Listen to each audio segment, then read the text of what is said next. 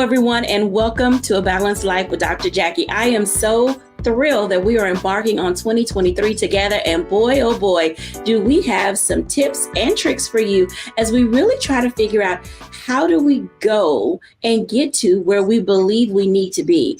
Each and every year, we put so much thought into New Year's resolutions, new plans, goals, new planners, and just really trying to map out what our lives need to look like. Well, the reality is life happens, and oftentimes we do not get to those things that we start out in the new year. So whether you're working on a vision board, putting together a new calendar, being all creative and doing a scrapbook and using stickies and a host of other things that we often pull out in order for us to be able to plan our way forward, today we're going to talk to our guest about what it means to really be your authentic self in this new year. What does that look like? How do you find him or her? And then how do you move forward without other people changing you, trying to turn you into something that they think you should be? Today, we are joined by our family strategist, Charlotte Avery, Pastor J.T. Johnson, our resident theologian and life coach, Dr. Tierney, our level up life coach, and Stacey Owens, our resident educator in all things balanced living. Hey, gang. Hey. Oh my goodness. It is so good to see everyone in this new year. And let me tell you, as things are getting started and we start to think about how we're going to move forward, I want to ask you each this question, because I know we talk a little bit about what we put in our balanced living toolkit. What is it that you are taking with you into this new year? What is it that you have learned about yourself through the pandemic, through the curves of all the things that we've had to overcome? What is it that you have brought with you into this new year that you believe is going to be a mainstay to keep you focused throughout the year? I'm going to start with Pastor JT.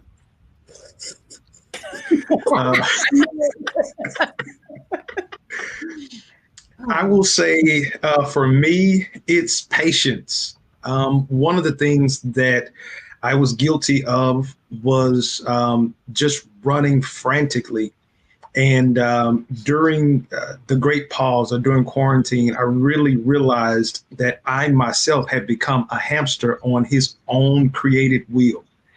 And last year, I really started to find a balanced life, started to be able to give some no's and not feel guilty, and really started to make some true movement. But the thing that I had to learn is that with that, I have to give myself patience, and patience enough to take one day at a time, step by step.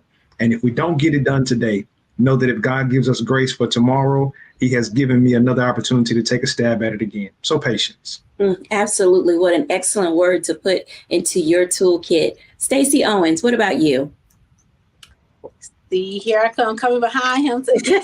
And I like that. I was going to say patience, but I'm also taking with me just being present. For myself, I'm always looking down the road. Like I'm in the moment dealing with things, but while I'm in that moment, I almost look at it as if I have dominoes standing up in my life. So when I make this decision, if this domino falls, what is it going to impact? So I'm always looking down the road, so much so that I will miss the part of the journey that is just happening on that day, or in that I'm being present in that moment. And so you'll lose yourself, if you're not doing that, because you're always chasing after the next thing. So at the end of the year, I started to focus more on just learning to live in the moment, learning to appreciate what was going on for me so that I can enjoy not just the journey, but find the enjoyment in what I am doing at that moment. And then I think I want to keep that. I want to keep just living in the present moment so that I can make those connections for myself. Because you got to have enjoyment as you're doing these things in life as well.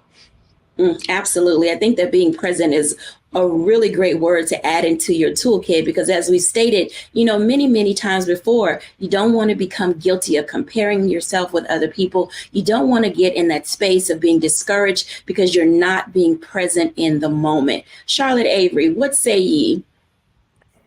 Well, I'm just going to stick with all these P's that are going. And for me, I'm taking priority into the new year. And I'm asking myself, what are the things that I'm really prioritizing. If it's not a priority, if it's not something, if it's just going to be something that's going to just keep me busy and not focused on what my priorities are, and just really like categorizing my priorities, because making myself a priority. My family's been a priority, but this 2023 is really going to be about me and my priorities. Not that I'm putting everybody else to the wayside, but really doing the deep work for me and accomplishing some things that I want to do for me.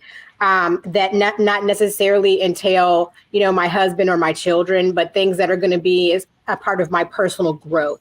So I'm taking priority into the new year. Absolutely. Another great word to add to your watching. Oftentimes they may find it difficult to really figure out where they need to land. And so as we're talking about patience and being present and having priorities, Dr. Tierney, what about you? So I was going to say I'm bringing naps. That's what I'm bringing. But since my esteemed colleagues went with the P's, I'm going to stick with the P, and I'm going to say practicality, being practical into this new year. So sometimes that may mean I just practically need to take a nap. One thing that I've learned about myself is that I can get very big picture, and you heard me say last episode that I'm very tenacious. So sometimes that tenacity and that big picture can run me into the ground because I'm looking at everything from 5,000 feet. And sometimes I just need to get real practical, real basics, go back to the foundation. And that may mean, okay, I just need to take a nap. I don't have to go across the country. I just need to go and take a nap. Sometimes it just may mean that I need to have a conversation and not build this big strategy, around this thing. So I'm bringing just the basics, just the being practical into the new year. So let me throw a monkey wrench into all of you guys' words, because there is this distraction that oftentimes seems to come up. And as we're talking to our viewers about who they're going to be in 2023 and what their lives can look like, there are distractions that seem to come along, whether it's our family members, our coworkers, things that happen in the world. How do you balance dealing with distractions in order to keep from being discouraged as you take care of self in the new year? Now, I'll go in the reverse order. Dr. Tierney, how are you going to manage distractions in the new year? So the first thing is you have to recognize that it is a distraction. A lot of times distractions become distractions because we don't know that it's a distraction. Yes, taking care of mama is important. Yes, doing this for your kids is vital. Yes, making sure that this project is done at work is critical, to your job. But when it becomes the main thing that you're focused on and you don't see anything else, you're not focusing on the other aspects of your life, and that thing has your hyper focus, it can become a distraction because you're no longer paying attention to your goals. You're no longer paying attention to practicing self-care for you. You're no longer making yourself a priority and being patient or being present or even just doing the things that are practical because you've become hyper focused on this one thing. A lot of times we don't see the distractions because we know the little distractions like watching TV or things like that. But it's the big distractions that are important that we tend to overlook. So the first thing is just recognizing the distractions when you see them. Oh, I want to piggyback off of that and ask Charlotte Avery the same, yet a similar question when it relates to the distractions of rescue, because oftentimes people with children find themselves not being able to stay center focused, and you're making yourself a priority. How are you planning on navigating the nuances of being a mom and a wife? So, this question is so good because my life is filled with distractions. When school is in, I could be working on something and I get a call from school or I have to stop what I'm doing. And so one thing for me is that I really have to ask myself, what is this preventing me from accomplishing, especially when I'm taking priority into the new year? Because you know what? My children and my husband sometimes are famous for thinking that because I'm at home or because I'm working from home, that when they need something, because, it's always an emergency, like their emergency is supposed to be my priority.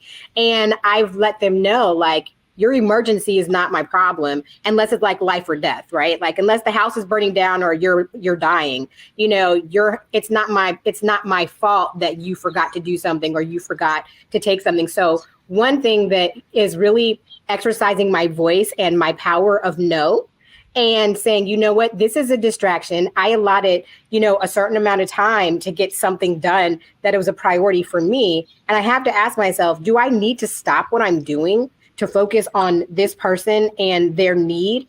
And usually if that answer is no, and it's not life or death or anything like that, or, you know, then I'm just not doing it. And then the other thing is I've given myself time to really look at, you know, even the distractions in the media, you know, social media, you know, can be an energy suck. And just so really prioritizing my time and putting myself on a schedule of this is what I'm doing. This is what I'm not doing. I'm not searching social media and all of that. So, I mean, it can be hard because with moms, everything can become a distraction, but you have to like ask yourself, is that a real distraction or is it just a dummy distraction?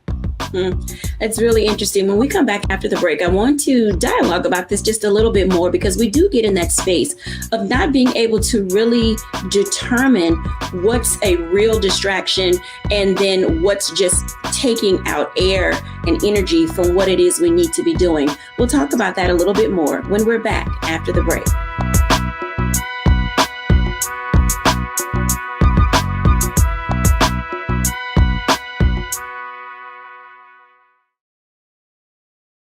Black Star Network is here. Oh, no punch! I'm real revolutionary right now. Thank you for being the voice of Black America. All momentum we have now, we have to keep this going. The video looks phenomenal. See, this difference between Black Star Network and Black-owned media and something like CNN. You can't be Black-owned media and be scared. It's time to be smart. Bring your eyeballs home. You dig?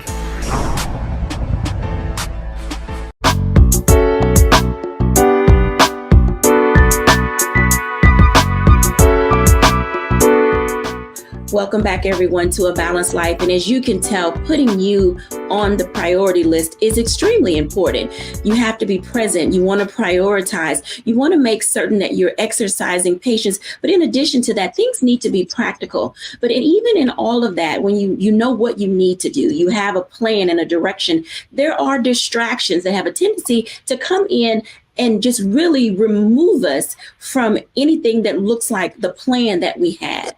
I want to talk to Pastor JT about that for a moment, because there are often times that our distractions aren't necessarily physical, mental, or emotional, but they're oftentimes spiritual. Pastor JT, talk to us about those spiritual distractions that really move us away from those things that we are purposed to be, our why, and what we are trying to accomplish in life. Wow. Great question, Dr. Jacquie. It makes me think about the infamous scripture, so to speak, from the Apostle Paul, when he was talking to a group of brothers and sisters, and he told them, he said, I have not attained it. He said, but one thing that I do, he said, I forget that which is behind me and I press forward. One of the things that I think that we look at, because again, me being a Baptist preacher, we look at that press forward and we scream and we holler, and, that's a great jumping point. But I think that there are 2 points prior to that I think answer your question. The first thing that he said is, his brothers and sisters, I have not attained it. So the first thing that he did was he got real with himself and he made it known. I'm going through the same thing that you all are going through. And I think that kind of goes back to what Stacy was talking about those dominoes. And so many times we put ourselves so far in the future that we're not in this present moment. And present moments cause us to evaluate some things in our lives, some people, some nouns, some persons, some places and things. And so then when we start to look at it from a spiritual standpoint, I believe that the devil uses those nuances or those vices that he knows that can easily get our attention. Because to be honest with you, if you hate okra, you're not going to be distracted with okra. Mm-hmm. But boy, if somebody loves German chocolate cake and every time you go over there, it's going to be there, and you have said no more sweets, that German chocolate cake is going to be there to tempt you. So that's what the devil does. The devil never tempts you with things that you don't like. because you don't need willpower then. It's just not the palate that your tongue requires. But then at that moment, when you do see something that you really desire or something that you really want, that's how so many people end up in the wrong relationships, because you went after what you wanted, but it really wasn't what you needed. So I think that knowing those nuances from a spiritual standpoint, the devil is always going to come at us with things that at that moment we presently feel that we want. And then in that, once that want is fulfilled, then we come out of it. Then logically now we open up, because emotionally we were charged and emotionally we were led. There's even a book that I'm actually reading now called Emotional Learning 2.0, and it talked about how things happen in our minds, but we process it emotionally first, and then we think about it logically. So that's how a person can have an emotional outburst and then immediately like, man, why did I do that? And it's only because our emotions are not in check. So I'm just going all around the world to answer your question, to tell you that one of the things that we may have to do more than anything is identify those things that could become a distraction, just as Dr. Tierney said, and then now write those things on our prayer wall and say, God, when those things come, please allow me to be so present in the moment that I can control me and my space and not have me and my space dictated by the culprits that I have already identified as time robbers. Because one thing that's not going to happen, when that time is stolen, time is not going to come back and offer you a second chance. I think that you bring up a very valid point, because oftentimes those distractions lead to discouragement. And with that, it's in that space, as all of you have stated, that we aren't able to keep up with our New Year's resolutions. And I know I've resolved many, many years ago that I'm not a New Year's resolution kind of person. Stacey, when you think about the things that have the tendency to get in the way of us being able to move forward, is it a good thing or not to make resolutions if you're not able to keep up with them? Ooh, let's see. I'm not the person to ask about resolutions, because I don't do New Year's resolutions. Like I do that every day, every month throughout the year. I'm always newly creating something about myself. But I think when you have distractions come in, or you have things that's always deterring you from what you were working on.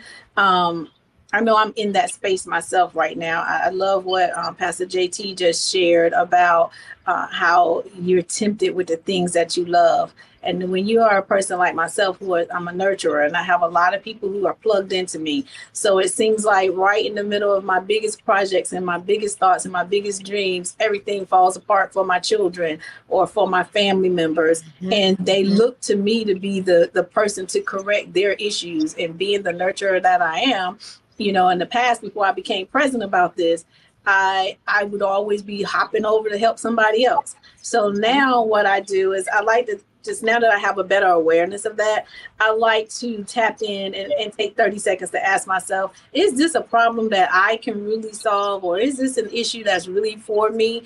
Or is this something I just need to give 20 seconds to you to help you have a better thought about it so that you can go ahead on about your way? But I definitely, after I delegate or reset them so that they can move on with their lives and not make it be my life to deal with, I don't come around and say, well, now that I missed this, let's make a new resolution to that. I just keep going to whatever my goals that I set for myself. I'm always working towards those goals. I'm always moving in that direction. And if something get me off track for the goal, I hurry up and determine, oh, wait, you're off track. Get back over here on your track or what you're supposed to be doing. And I continue to work to those goals. But I don't wait to the new year to set new goals or make resolutions. The research even shows when people make resolutions 6 months in, 46% of the people who set those resolutions are still working on them. So you can't be discouraged. So if you're always looking to how you can grow yourself, don't wait till one determined time to do it. Just continuously do it. That's absolutely valid. Dr. Tierney, talk to us about that for a moment, because often people come into a new year and they are literally beating themselves up because, oh, I didn't do it in 2020. And we know 2020 was just one of those years, like everybody's plans, went out the window. And then 2021 and 2022 gave us a semblance of hope. And now that we're in 2023, seemingly somewhat free and clear from things that could get in our way, we're still now teetering on, should I or shouldn't I? Do I want to? Do I not want to? Help us understand and identify if we're going to level up in our lives. What does it look like to make a goal, a plan, a resolution, and then stick to it? So whenever a new client comes to me and they're telling me what their goal is, the first question I ask them is why? Why is that your goal? Why is that something that you want to go after? And a lot of times I hear, well, because, it's like, and that's not a strong enough why. Your why has to make you cry in order for you to really stick to that thing and do it when the going gets tough. If your why is because someone else is doing it, or I just thought this would be a good idea, I saw it on Instagram or anything like that, you're not going to stick to it, which is why a lot of these New Year's resolutions, they fail. I completely agree with what Stacey just said. If your why is making you cry, it doesn't matter if it's January the 1st, June the 1st, or March the 2nd.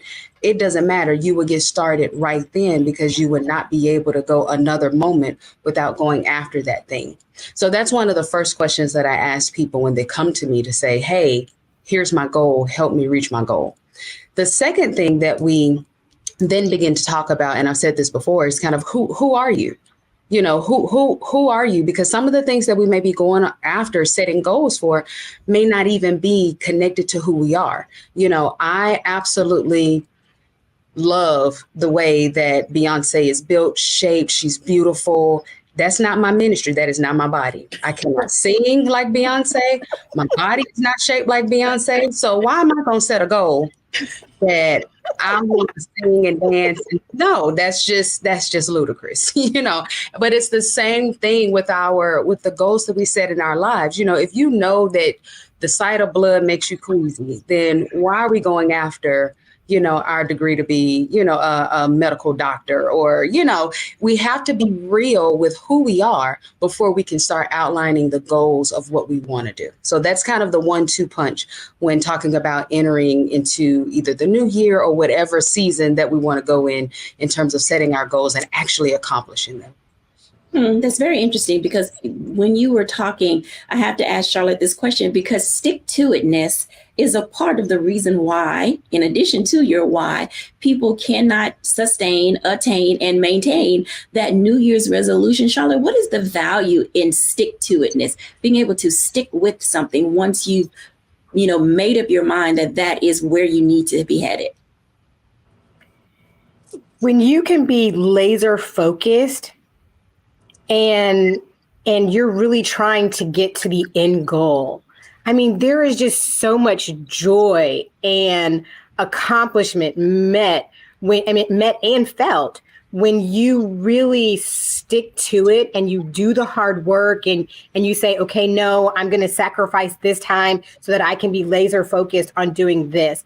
And, I find that, when I'm writing a new book or anything like that, it's always the end goal. It's always, where am I trying to get to? How long am I going to try to keep doing this, And so for me, it's, setting boundaries and time limits and everything so that I can be focused and stick to where I'm going, because there's a level of fulfillment that you have when you say, I did it. I accomplished this. I stuck to what I said I was going to do. And not only did I do it, but, because I can do all things through Christ who strengthens me, it's really the God in me that helped me to get there. And so, I just think that, we all want to feel the pride of accomplishment and really meeting our goals and our objectives and our projects. And so, there's just so much reward emotionally, physically. I know that we have people with us in our group here who have written books, and there's nothing like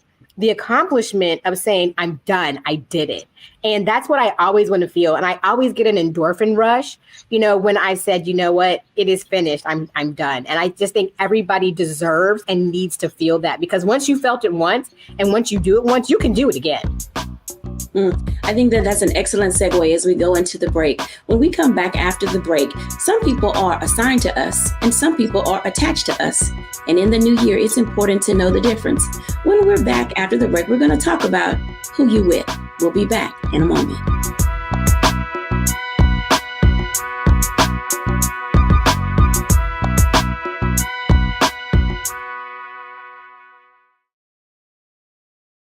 Don't you think it's time to get wealthy? I'm Deborah Owens, America's Wealth Coach, and my new show on the Black Star Network focuses on the things your financial advisor or bank isn't telling you. So watch Get Wealthy on the Black Star Network.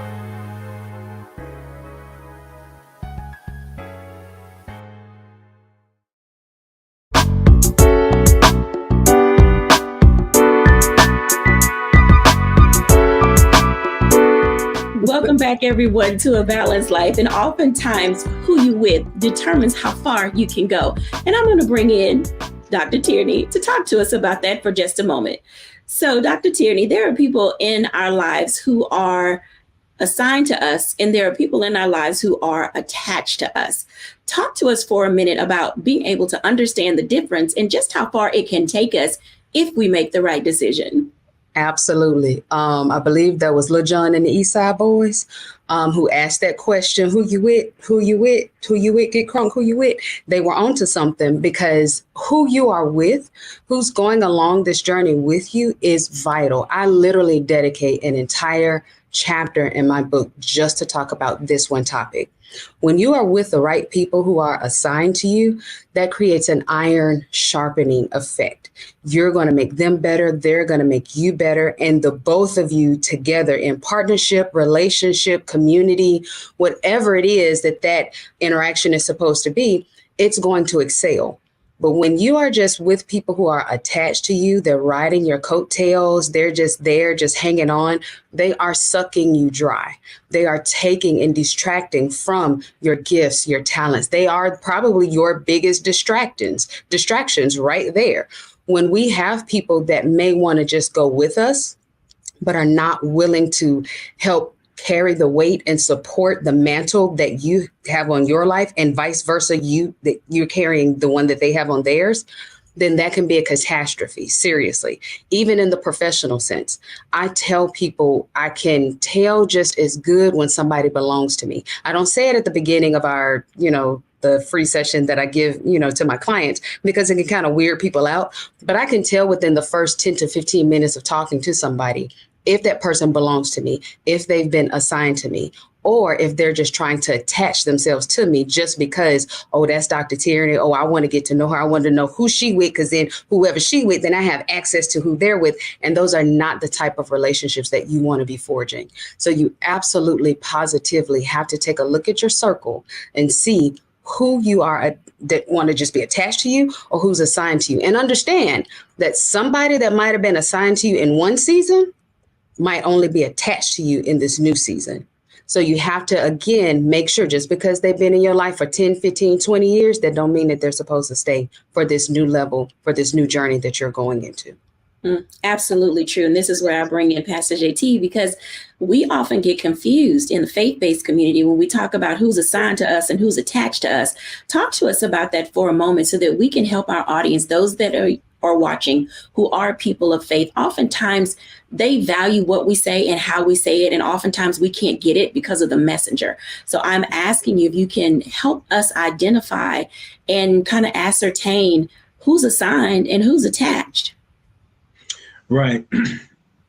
One of the things that I will say is it's dangerous when you are kind of like Stacey said, a nurturer. If you're in the faith-based space, we really feel what we believe. Like we should be people of charity. We should lend ourselves. And I got that. But one of the most dangerous things that you can do is live based on your assumption, and that's not God's assignment. And so typically what we do is we assume that we're supposed to be all of these things for all of these people. And it's easy for us not to have people attached to us, but it's easy for us to go and grab people like we're putting them in our basket. So we are making them become our project. So they didn't even ask for our help, but we're going to go give it and give them sometimes unsolicited advice. And I will even take it a step further, and this may help somebody going into the new year. Don't assume that just because they have your last name, that is also your assignment. Mm-hmm. I think that there are a lot of times that we put a lot of unnecessary things on our plate. And I'm going to be honest with you and just going on to say it. There are some times that our self-worth is attached to their storms. So we feel like if we are not serving as their raft, or we are not bringing somebody an umbrella, then we don't have any value. But I need you, if you're listening to me, to understand, if you have given everybody else a raft, when your storm comes, you're going to be drowning in the thing that you were prepared to walk over or ride over, but you have given all of you to other people.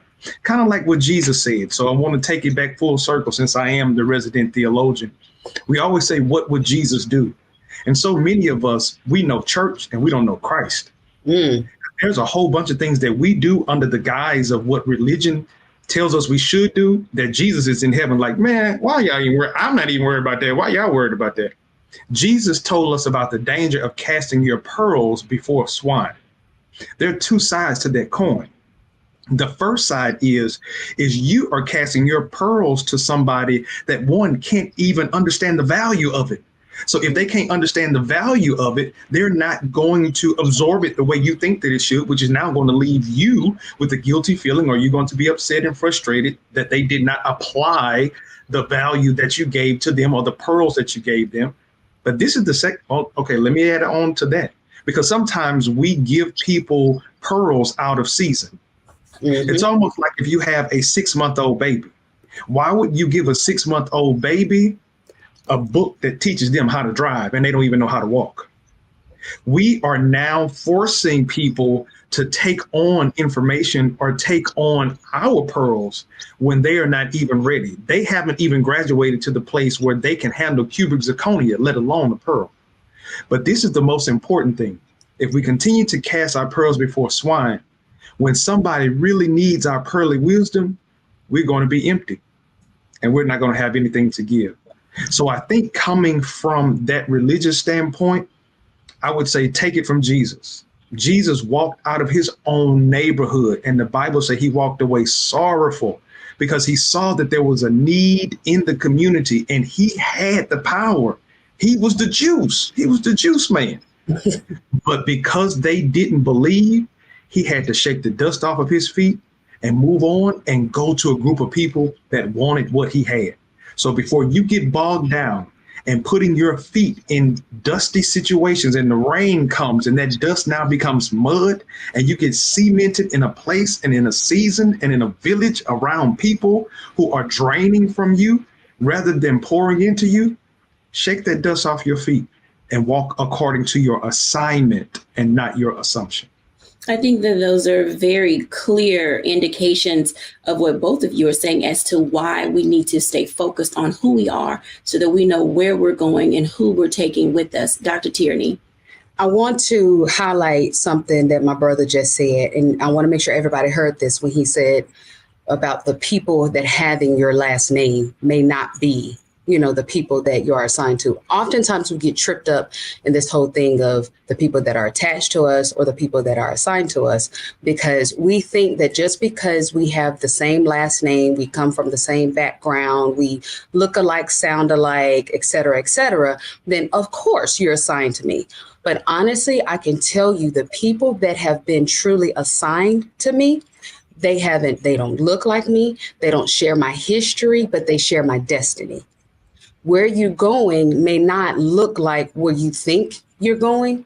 And so God will send you people that are completely different from anything that you're used to. They may not look like you. They may have a completely different last name than you. They may not vote like you. They may have a different skin color, a different background, be from a completely different country. But oftentimes we'll miss that because they're so different, not recognizing that those are the people that are assigned to you.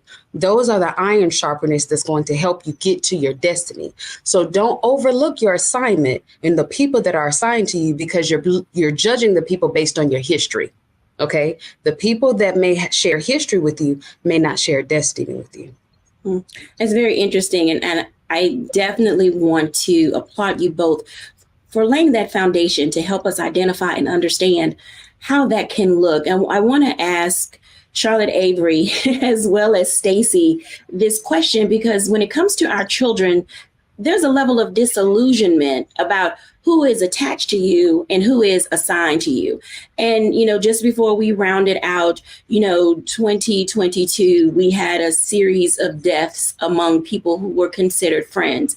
How are you helping children establish that baseline that everyone is not your friend and should not be assigned to you or attached to you? I'm going to start with Charlotte. So, with me in having children in so many different age groups and all of that, we deal with the friend group thing. And, and I always, one thing that I tell my kids, especially when they're going through like friendship drama or whatever, I say, the Bible says, that there's a time and a season, for everything. And I'm like, this person in your life, their season just may be over. Like the reason that they came into your life may have been one thing, but now their season is over. And so in our household, we have a lot of conversations about seasons and timing of people who are supposed to be in your life versus people who now their season is over and they need to take the exit route. But I want to tell you also, as a parent, like it's really hard sometimes to say, to differentiate the fact that my child is my child. And so for me, I can say, well, my child is my child. I birthed them. They're my assignment. But here's the thing that I've learned in just my maturity is that there are different stages in their lives where they might not be my assignment. So I say, okay, I'm so proud to have people in my life who I can now turn them over to, and now they become their assignment also. And when I say that, I'm talking about like mentorship and godparents and things like that, who can have a better voice and a bigger voice or a bigger impact than I can, because I'm your mom. I don't know anything. So sometimes as parents, we have to decide, okay, I'm not doing well with my assignment here. So I'm so glad to have people that I'm gifted and that we're gifted to, that I can turn them over to be their assignment. And as a parent, you have to know when where that boundary lies and when you need to let go. So, this brings us to a great point. And I'm going to take a break here because when we come back, I want to talk to Stacey Owens about that for a moment, because that level of disillusionment as it relates to who are our friend groups is important when we talk about how we're preparing our children for the future. When we're back after the break.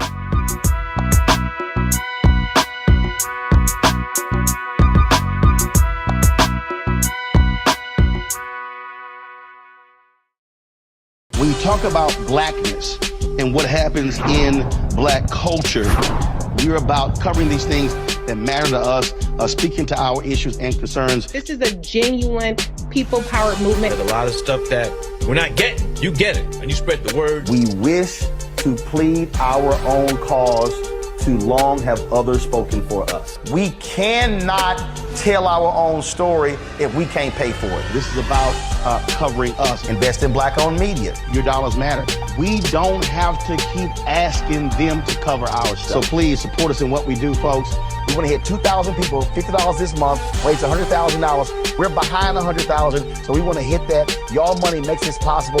Check some money orders. Go to P.O. Box 57196, Washington, D.C. 20037-0196. The Cash App is $RM Unfiltered.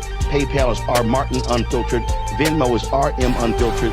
Zelle is Roland@RolandSMartin.com.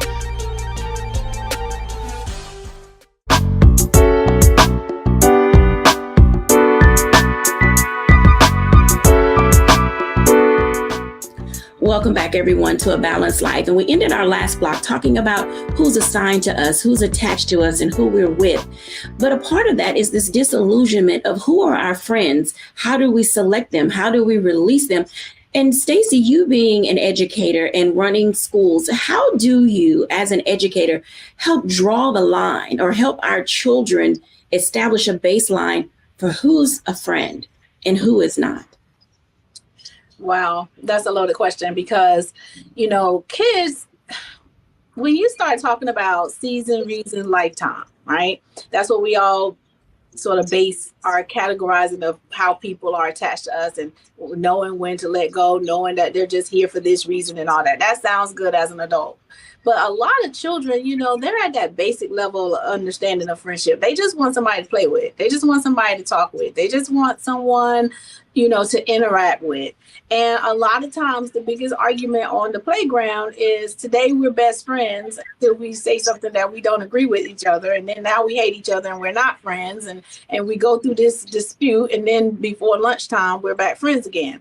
And then the adults that are attached to us start trying to manage that for them and oftentimes make it worse because you don't know, like they're just mad for this moment. Like if you give them a moment to talk it out, they're going to be fine, a couple of hours later because kids just want to socialize. So it is so difficult teaching children to understand the attachment and alignment. So what we like to tell them is, go to your emotional intelligence, your emotional sense. What feels good to you? I want to be around someone that's going to bring me joy, that we can engage with each other. We're not arguing all the time. If you're in a sad, mad, unhappy space a lot with this friend, then let that person still be your associate. I teach kids early to use words associates. Like that's your associate. That's not a friend. You don't know them well enough to be your friend.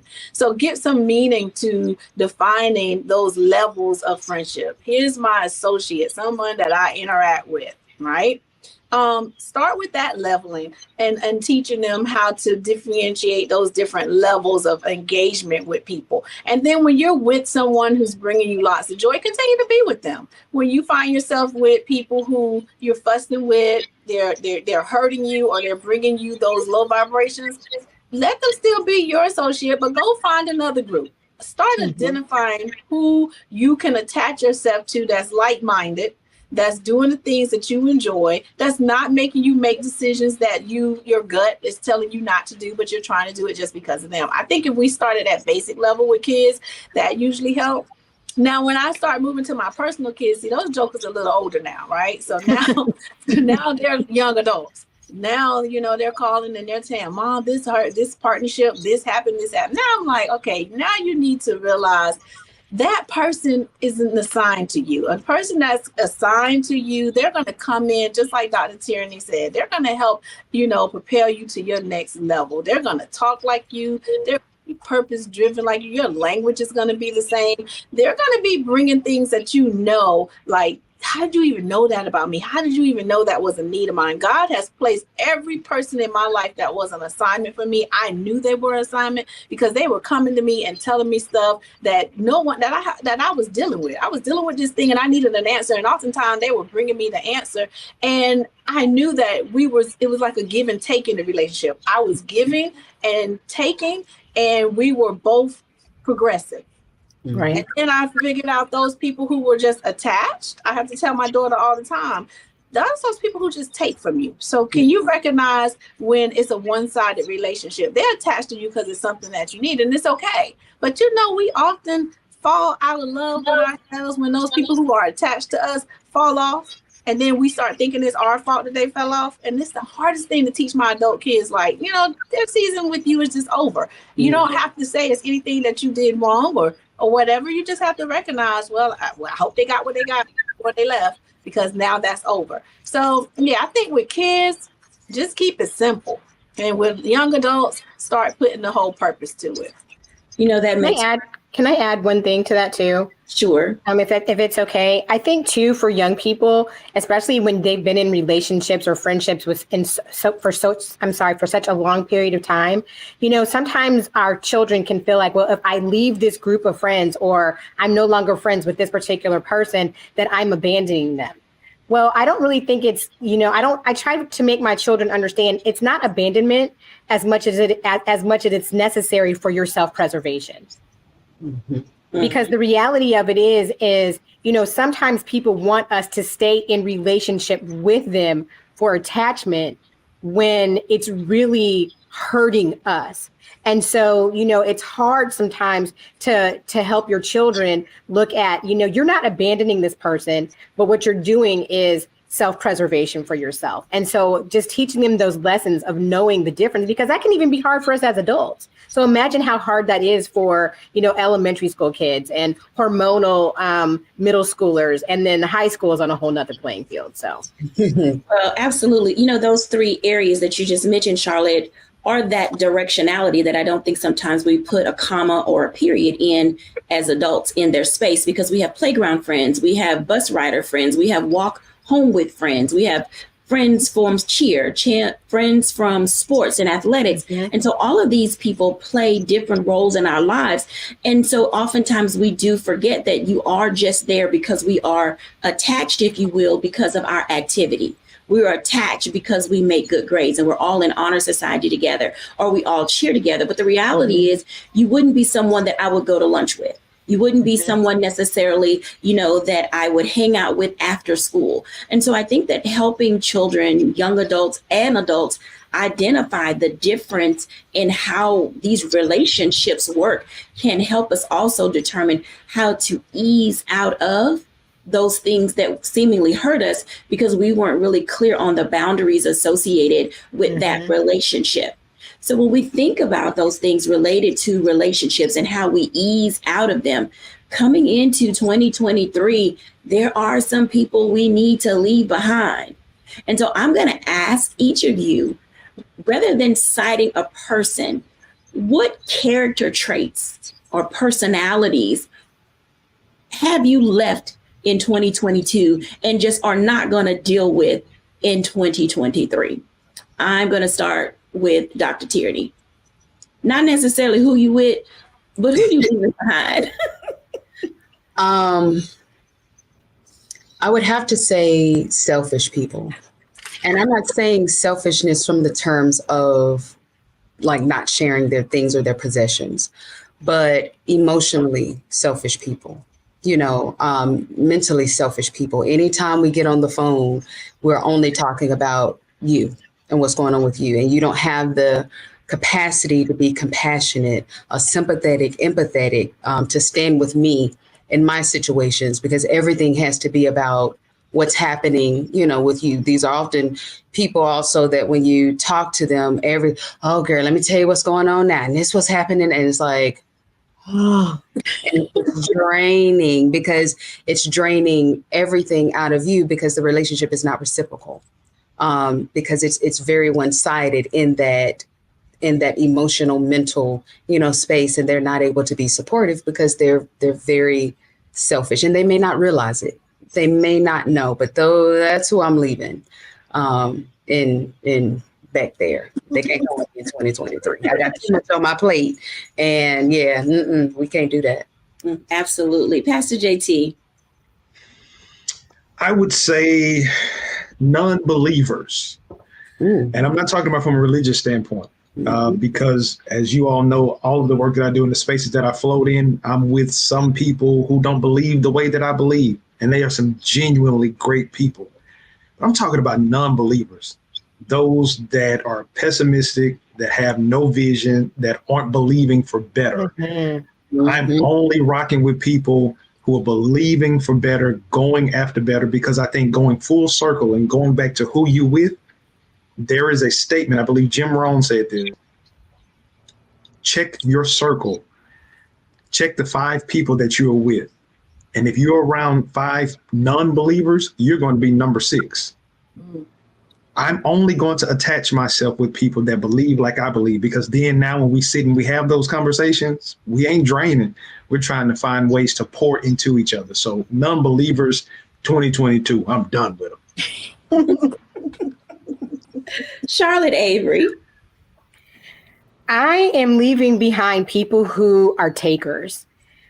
People who don't know how to, like Dr. Tierney said, that they don't know how to share or play well in the sandbox, because for me, I'm a very giving person of time, of information, of resources, of money and things like that. And, people who are just takers, they are not my favorite people. And so I'm just leaving them behind. If they're, like Dr. Tierney said, if they're energy drainers and time drainers, and they're making me feel, they always want from me, or they always want me to share a resource that I have, because of attachment instead of, assignment or anything like that.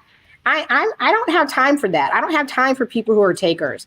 I don't do well with people like that because I'm not like that. I wasn't raised like that. But yet, people who are takers are, they're like magnets to people who are givers. And so for me, it's really asking myself, okay, and asking God, okay, is this person a friend, a foe, or taker? And to let them stay right where they are. I'm not taking takers with me into 2023.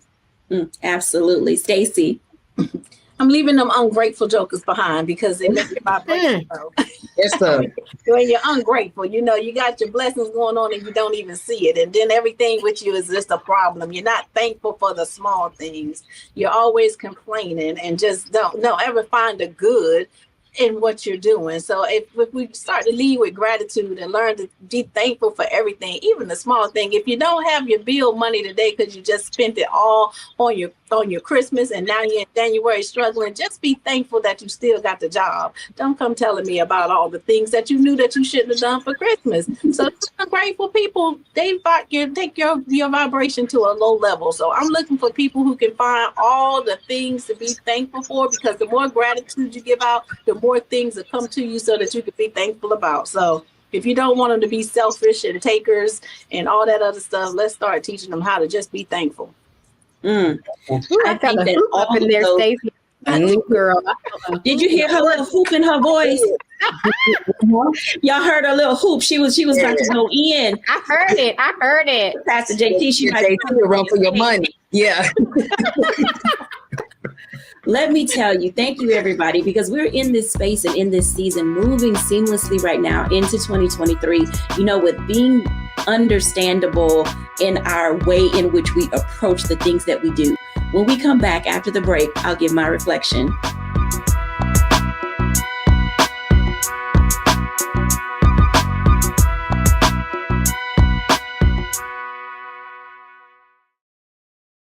Hatred on the streets, a horrific scene, a white nationalist rally that descended into deadly violence.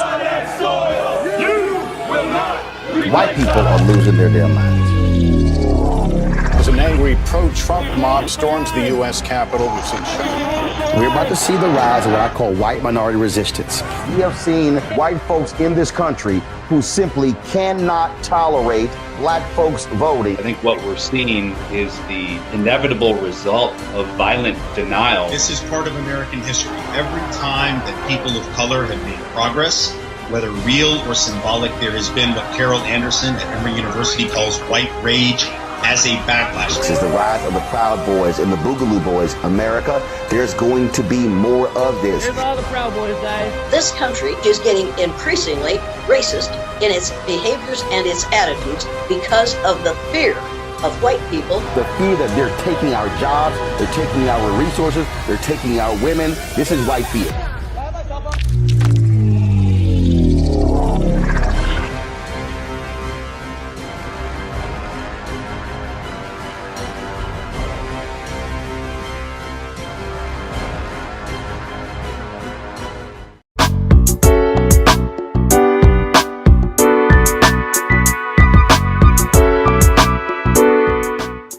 Welcome back, everyone, to A Balanced Life. And as you can tell, there are so many ways for us to approach walking into 2023. We're here now.